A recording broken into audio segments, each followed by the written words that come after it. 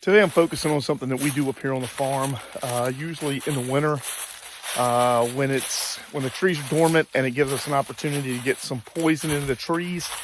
But our focus is going to be to take and turn all of this that you see, all of this covering of the forest, that we're making this into a new pasture, and show you a quick and easy way to allow grass to get in here, which is mainly because of the canopy, and light cannot get in, and you've got a lot of leaves, so you don't have any grass. When you're converting over this pasture from woodland to pasture like we're doing, the biggest thing I focus on is getting the trees out. And so for years, I would do a lot of cutting, chainsaw, cut it up, it's heavy and all of that. And then I talked to a gentleman at the extension agency, and he showed me how they poison the trees with minimal effort, let them sit and let them basically die while they're standing up. And that allows for a lot of the trees and the canopy to actually be opened up, the canopy to actually be opened up and the light to come in. But you can also work down below, and you don't have to worry about trees falling when you're cutting them or someone getting hurt.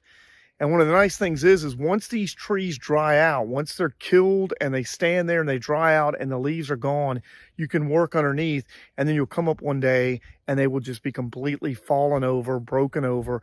And they, statistically speaking, from what this gentleman told me, a tree that is done like this, once it actually falls, it weighs less than 1/3 of a tree that you cut down and have to haul.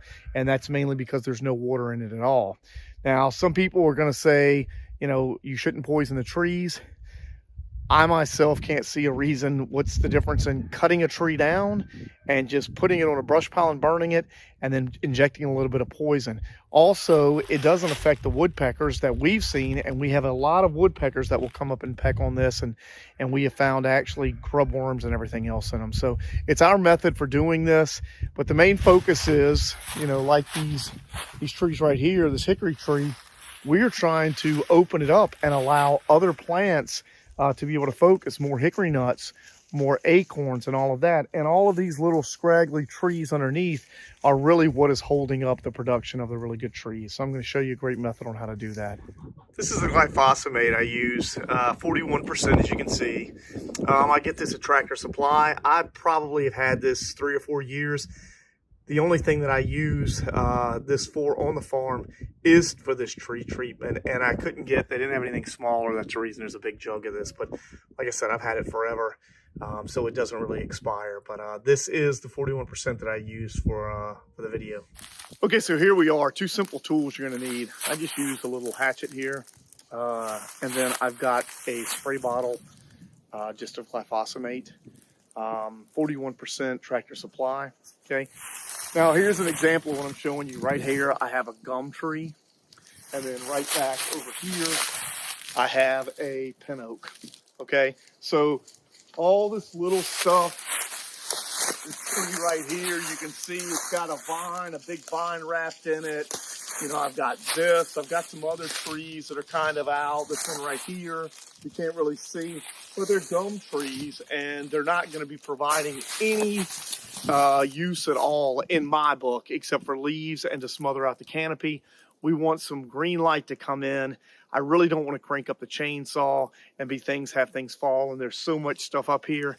I'm not in a hurry to get this stuff down, but I do want over the spring and summer for these trees to die out and start falling. The stuff can actually fall to the ground and rot. I'm not really worried about it, but once these start falling, you can come up here and do a spring burn. There's a video you can check out up here that talks about our Silvo burn that we did. And that pasture, we did the same thing. We did a lot of chop and squirt is what I call it, chop and squirt. We did a lot of that. And then we came back once the trees started falling down, and they burned. And even the ones that had rotted just kind of burned up from the bottom. It's really easy if you're a one-man show like me and you're just up and want to be cutting down stuff and risk getting hurt. I've been chewed out many times by both of my daughters because I'll be on the back side of the property with a chainsaw trying to handle a big tree. And if something did happen and I was hurt, they would have absolutely no idea of knowing for hours. So this is one of those ways that I try and please everybody. This method too can be done on big trees. Huge gumballs I've actually done it on as well, but instead of just chopping it once, I chop it 2 or 3 times and squirt it. Use your best judgment on something like this size. I'm only gonna chop it once. You don't have to go low, you don't have to go high. And also, if you're doing a lot of trees, trust me, I learned this, you're gonna wanna have some gloves. You're gonna have a nice blister right here from swinging this all day. I'm gonna show you, okay? I'm gonna test my squirt here. That's squirting out. This is just how easy this is, guys. I'm gonna come into this gumball tree right here. I'm gonna go just like that. I'm gonna leave the hatchet in, and I'm just gonna squirt on that blade. That is it. That tree will be dead in about 6 months. You'll see this summer, well, you won't see, I will, but there'll be no leaves on this. It's gonna allow for this tree to actually grow a little bit better. Now, there's a vine. You can see a grapevine on this when you're up here. This is what I'll do with this. I'll come down low. I'll hit it. I'm actually gonna hit it right here. I'm gonna cut it.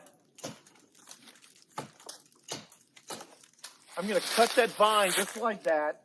I'm gonna come in with the glyphosate and I'm gonna spray the end of that. That grapevine is dead. Same thing right here. If you can see this one, here's another one. That's done. I'm gonna come in with the glyphosate again. I'm gonna spray the tip of that. That's dead. Very, very easy. You've got some trees like this right over here. Okay, this tree right here, you can see how scraggly it is. The camera's a little jacked up.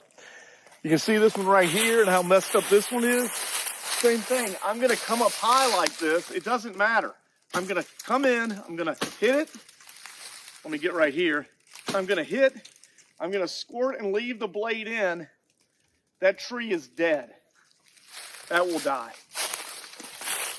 Very, very easy. Now, I'm gonna show you the results of what we did last year at this time, and you're gonna be amazed at just that little bit what it does.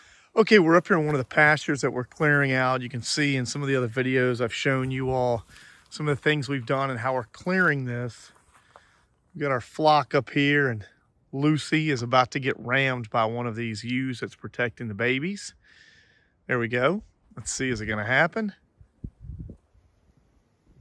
Nope, she's learned. Okay, so this is what I wanted to show you. Chop and drop. This was done last year at this time. You can see where I made the hatch with the hatchet, hit down, and I squirted, okay? Now here's the kicker. It's gone. You can see the size of that tree. That's a gumball. And you can see that fell. Now I did, it actually fell more over this way, and I pushed the tractor. I got the tractor and pushed it over, but you can see where that happened, okay? Now, we'll come down here a little ways. And what we've been doing is with a lot of these trees. Now see here, this is one that has not completely taken yet. You can see where I have gone ahead and made the cut on that. And why did I pick that tree? We've got a dogwood, berries for the birds. I've got an oak tree right here. Here's another tree that is dead, but it hasn't fallen yet, that I went ahead and did last year. And you can see that just peels back. And I think, no, I only did one on that. Some of these, they're coming up here. They think I have food. So there's another one. Let me show you some other ones down here. You can see, okay, so see this one over here? That snapped. That's because of it. Here's another one that you can see. It snapped. So a lot of these trees, here's another one down here. A lot of these trees that have fallen had just done the same thing that I showed you. And it's very simple. We just come through, we make the hatchet swipe. Here's another one. This one's gone down. That's a gumball. Here's another one. You can see right there. And the gumballs seem to go down a lot faster. I mean, you can see now, look at this. That's 1 year, okay? That's 1 year, it's gone. And it fell. And we've got other ones. So you can see where there's things that have fallen down through here. And not all of these by any means have been hit with the hatchet. But like, you know, we have these beautiful hickory trees right here that we're trying to save. And you can see, like, you know, here's an oak and there's another oak over there. And we're cutting around that. You know, there are just some majestic trees in this area that have not got the opportunity to really fully blossom just because everything is smothered out underneath it. And you can see this was all woods. All of this that's in here was woods, and we just slowly keep moving this way and trying to get it done. But your softwoods are going to definitely be the trees that you're going to want to hit up. I'll show you one other one up here. Now this is a big one. See, there's where I've hit two, and it's just not fallen yet. The top actually fell out, but you can see there's no leaves on it. Where there's leaves on this one, there's none on this. Let's see what else I can find you all here. That's a young oak. We're trying to continue to keep going. See, look at this hickory tree right here. Another hickory. Here is one, and you can see the size of this one. All right, my daughters would kill me if they were up here and saw me cutting on this, and I don't want to cut on it. But you can see where it's slowly going away. And here's why.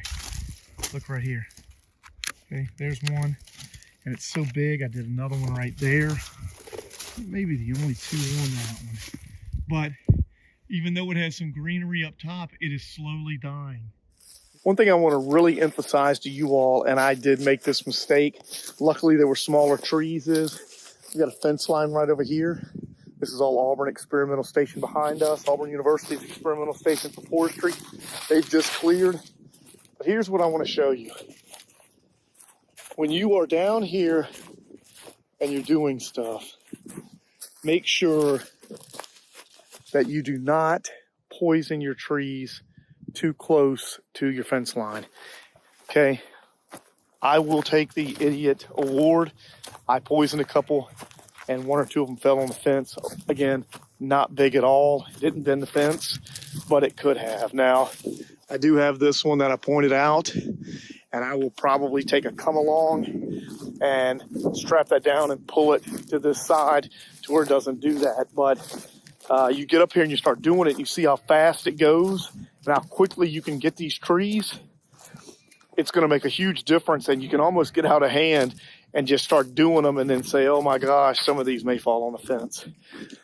But it is a great way to get some light under the canopy, kill out the trees you don't want.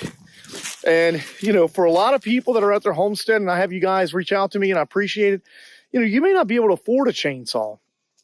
And if you can't afford a chainsaw and you've got the time to wait a year or two, you're putting your fence up and you've already got a pasture, and like what I'm doing with this, you know, I mean, you can see I'm not in any hurry. So why not go through on a day like today and take 2 hours and poison 150 or 200 trees? And it can be done in that time because you're just chop, squirt, and keep going. And then in the spring, all of that life is going to start growing underneath. Yeah, the leaves are great on the ground, but if you want the pasture and you want to have some nice solid acorn trees, you know, your oaks, you want to have some trees that you want to plant, and you've got a ton of gumballs like I do down here in the southeast, get them out. Get them out and put a tree in that is going to survive long term and that's going to provide something to your pasture and your animals or the wildlife. You know, we have 10 persimmons that we are putting in an area as soon as it warms up a little bit more. I think it's 24. We're in Alabama. It's 24 tonight. But we will be putting in 10 persimmons within the next 2 or 3 weeks that are replacing these trees that we're taking out. I hope you enjoyed the video. Any questions or comments, please don't hesitate to put them below. Give me a thumbs up. Tell your friends about us here on Stewart Farm. Have a great week.